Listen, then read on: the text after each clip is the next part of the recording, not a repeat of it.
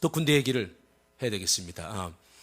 지난주에 이제 환희가 군대 갔지요. 그래서 이제 화요일에 의정부 306 보충대에 이제 데려다 줬습니다. 주고 이제 마지막 이제 얼굴을 봤는데요. 참 가니까 참 많은 장정들이 모였지만 뭐 자기 자식만 보이는 게 뭐 당연하겠죠. 참 안타까운 마음이 있었던 게 사실입니다.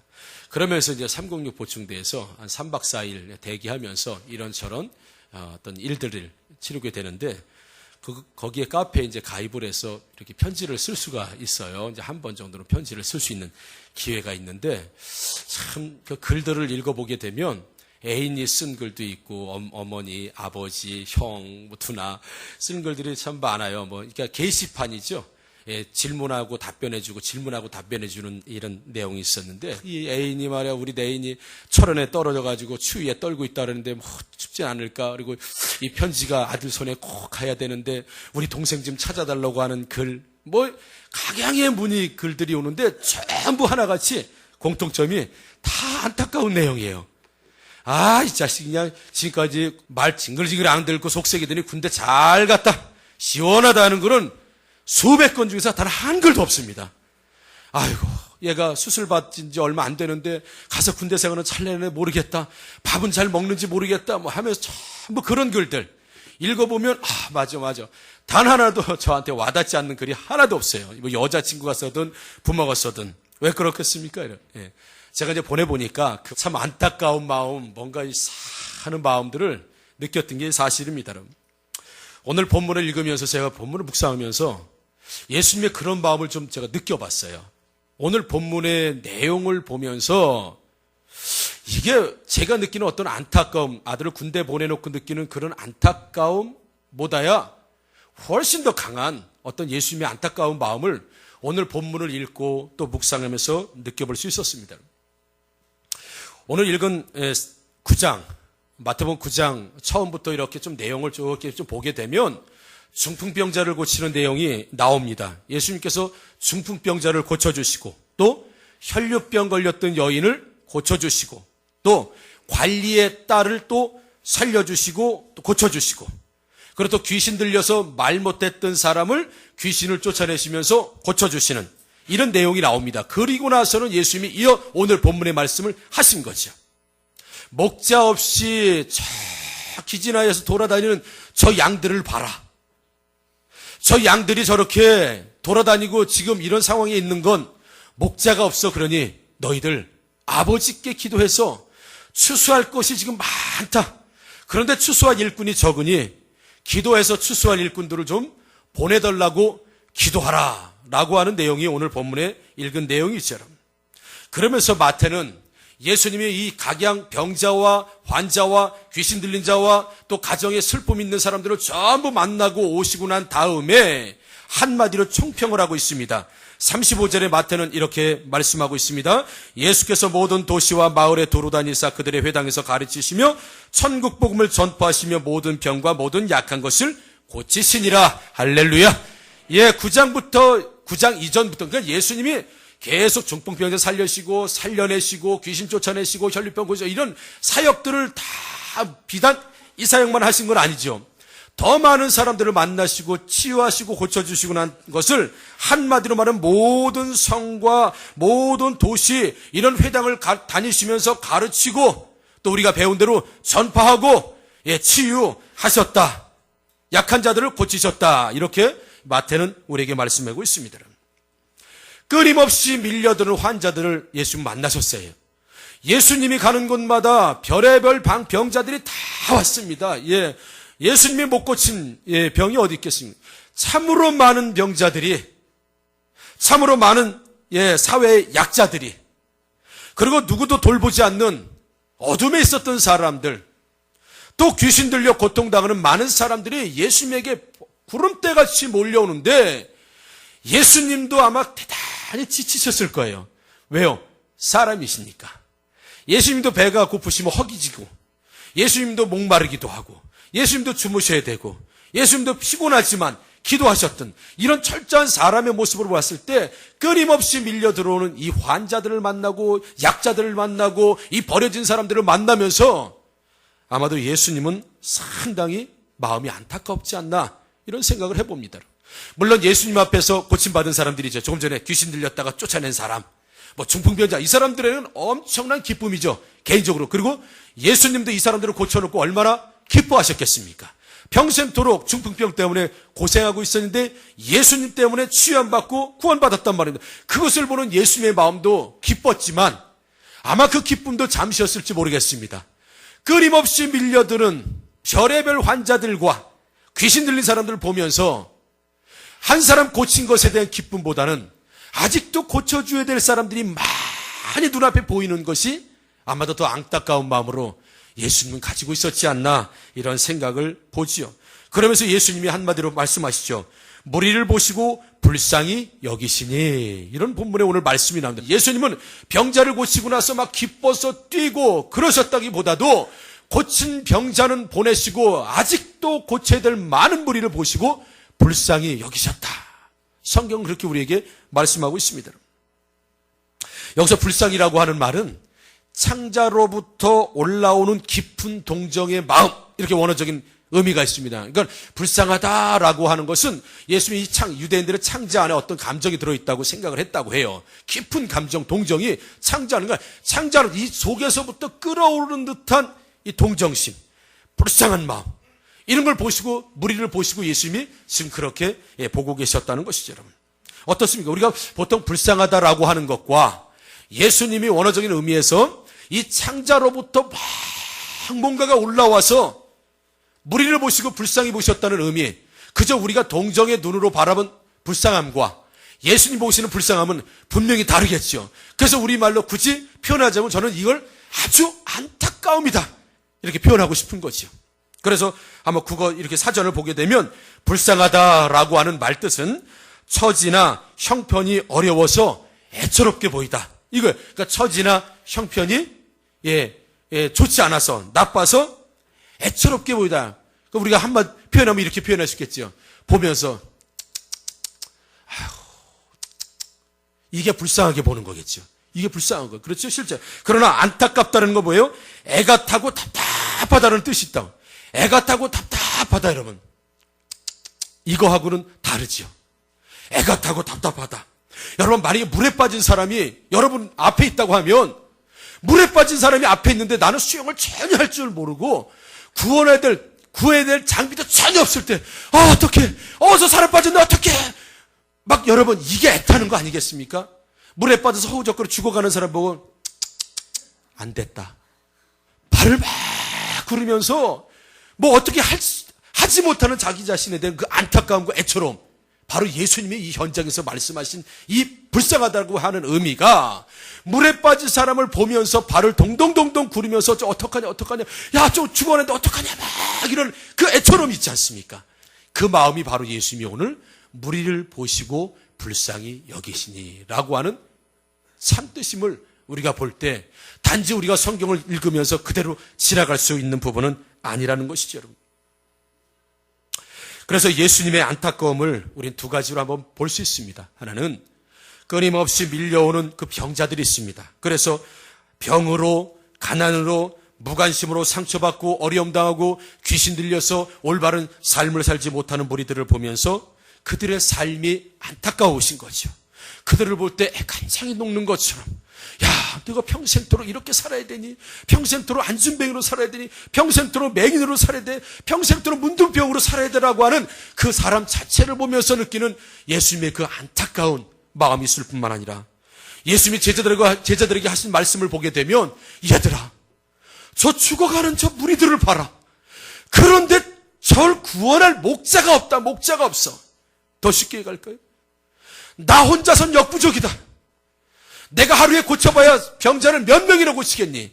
하루에 수백 명, 수천 명 몰려오는 이 병자들을 누가 고치냐? 나 혼자 역부족. 얘들아, 이걸 어떡하냐라고 하는 예수님의 그 안타까움이 있죠. 다 고쳐주고 싶은데, 다 치료해주고 싶은데 그렇게 안 되는 예수님의 안타까움. 어떤 안타까움이요? 일꾼이 없는 안타까움 말이죠. 그걸 예수님은 목자 없는 양같이 라고 그렇게 말씀하고 있다는 것이죠. 여러분, 우리 세월호가 보면서 우리가 참 불쌍하다 이런 마음을 느끼겠어요? 아니면 그 현장을 보면서 막 안타까움이 있겠습니까? 저 빨리 와야 되는데, 빨리 와야 되는데, 빨리 와야 되는데. 겪어본 사람들은 그 안타까움이라는 마음을 얼마나 아마 많이 알 것입니다. 예수님이 지금 안타까워서 무리를 보시고 불쌍히 여기신다는 의미가 바로 제가 지금까지 드렸던 어떤 그 안타까움, 세월호 참사를 보면서 또 뭐 죽어가는 사람을 보면서 내가 해줄 수 있는 것이 없을 때 느끼는, 그렇다고 예수님이 무능하신 분이 아니세요. 그런 우리가 능력이 없어서 전혀 손이 미치지 못해서 느끼는 그런 안타까움이 아니라 더 할 수 있는데도 불구하고 더 하지 못하는 그런 안타까운 말이죠. 예수님의 마음을 안타깝게 한 사람이 누굴까요, 여러분? 물론 무리를 보시고 예수님이 안타까워하셨어요. 그런데 정말 예수님을 진정으로 더 안타깝게 했던 사람들이 있습니다. 만약 목자가 있었다면 저렇게 기진해서 돌아다니는 양들이 없을 텐데 지금 문제는 목자가 없다는 거예요. 예수님이 안타까우면 목자가 없다는 거예요. 내가 지금 목자가 되어서 중풍병도 고치고 혈류병도 고치고 귀신 들린 자도 고치고 딸도 살려냈는데 나 같은 목자가 더 있다면, 너희들 12제자 같은 목자가 더 있다면 더 많은 사람들을 살릴 텐데 이런 나같이 너희들 같이 일하는 목자가 없다 보니까 저 죽어가고 기진한, 그래서 기진하다고 하는 원뜻이 어떤 뜻이냐면 가죽을 벗겨내다 이런 뜻입니다. 기진하다 그래가지고 뭐 일 좀 해도 피곤해가지고 좀 이렇게 피곤한 사람, 그런 상태가 아니고요. 이 목자 없는 양같이 기진하다는 뜻은 가죽을 벗겨내는 고통스럽다, 칼로 베어내는 고통스럽다라고 하는 고통이, 여러분 이 기진하다는 것이 예수님 볼 때 목자 없이 돌아다니는 양들을 보면서 그 백성들을 보면서 어떤 안타까움이 들면 지금 그들의 가죽이 막 벗겨지고 있는 거예요. 가죽이. 여러분 이거 상상할 수 없는 겁니다.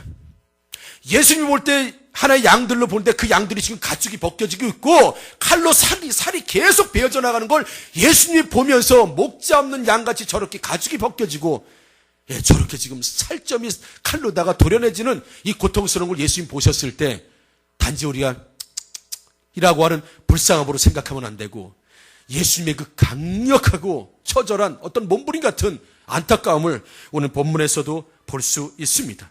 조금 전에 말씀드렸지만 목자만 있어도 저들이 목자 없이 저렇게 돌아다니니까 내 마음에 나타나 목자만 있었어도 다들 저 양들을 살려낼 텐데 목자가 없는 게 문제다.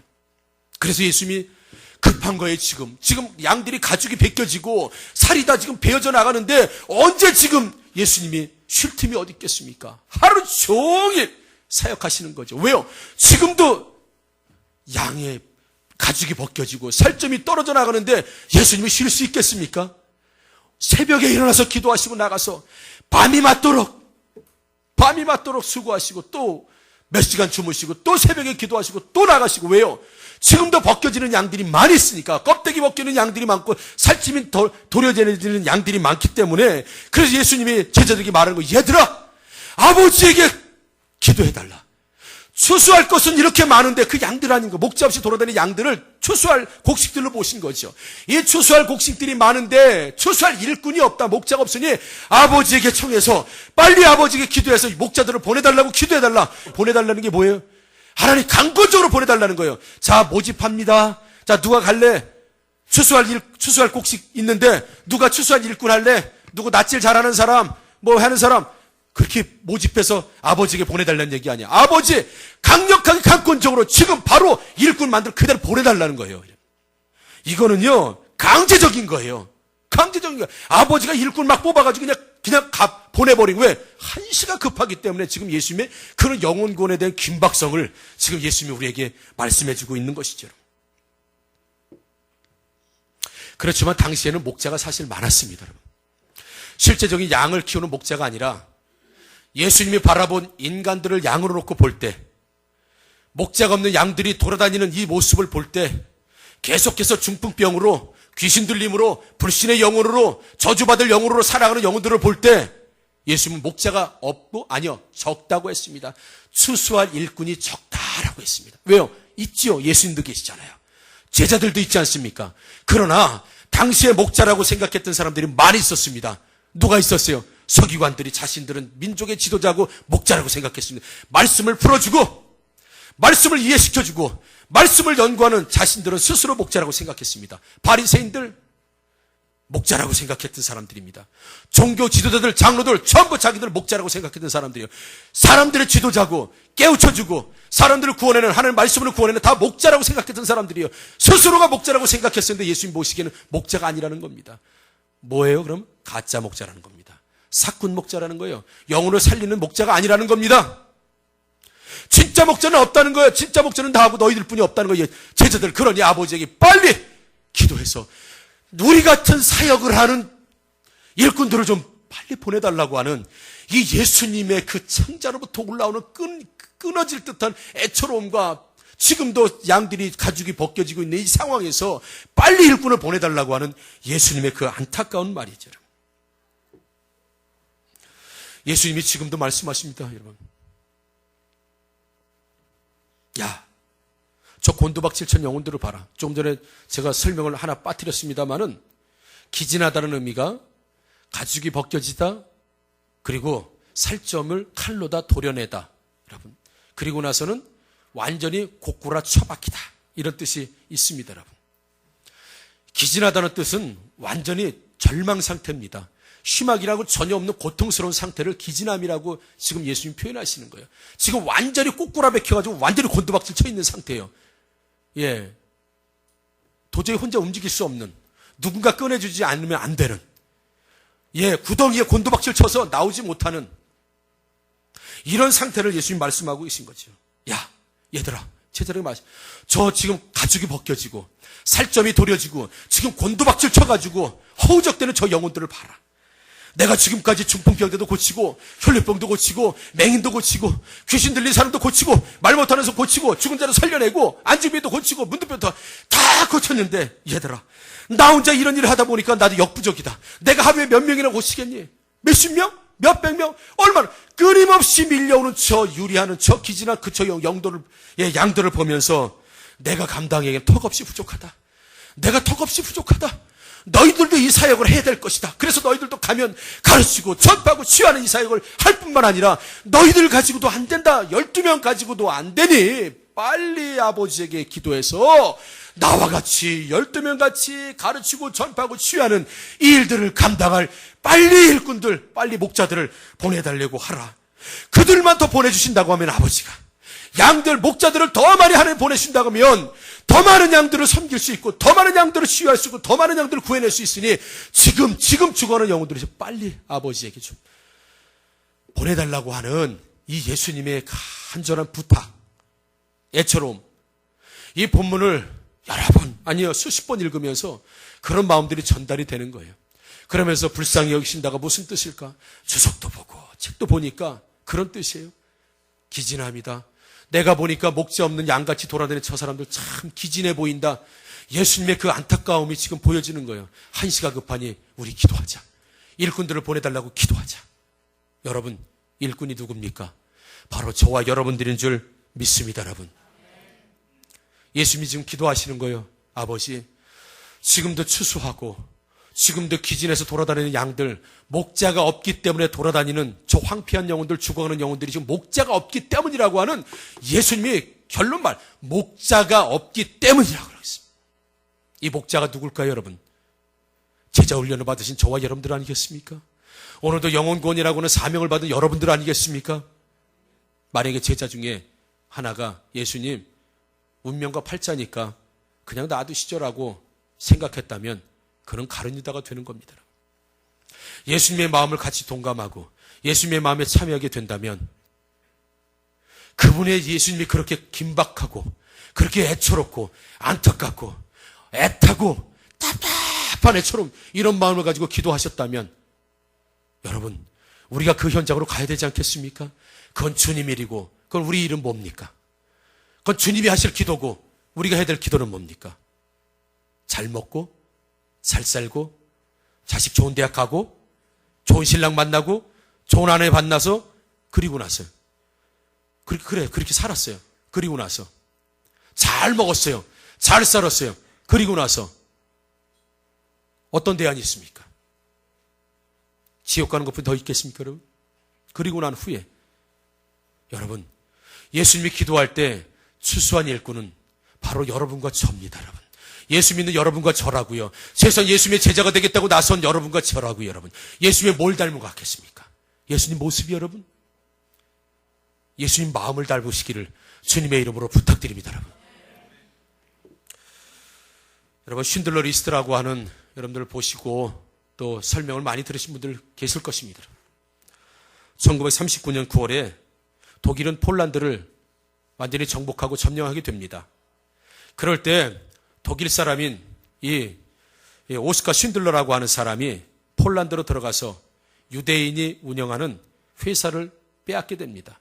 빼앗으려고 들어가요. 그리고 나서는 당시 유태인들은 사람 취급을 받지 못했기 때문에 이 유태인들을 이용해서 임금 한 푼 주지 않고 그들을 부려먹을 욕심에 폴란드로 들어가서 공장을 인수하고 유태인들을 부려먹어서 부자가 될 이런 꿈을 가지고 폴란드로 들어갑니다.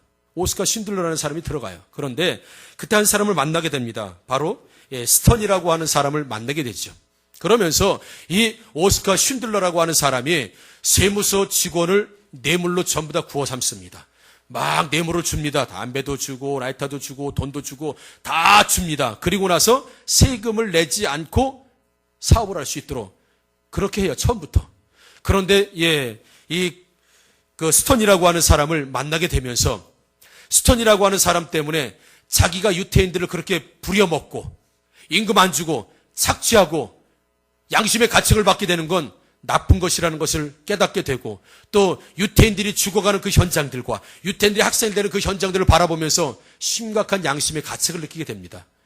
그러면서 그때부터 그는 스턴이라는 거 하는 사람과 함께 유태인들을 구해낼 생각을 하게 되죠. 어떻게 하면 저 유태인들을 내가 구해낼 수 있을까? 문제, 자신의 주특기 있죠? 뇌물 바치는 거.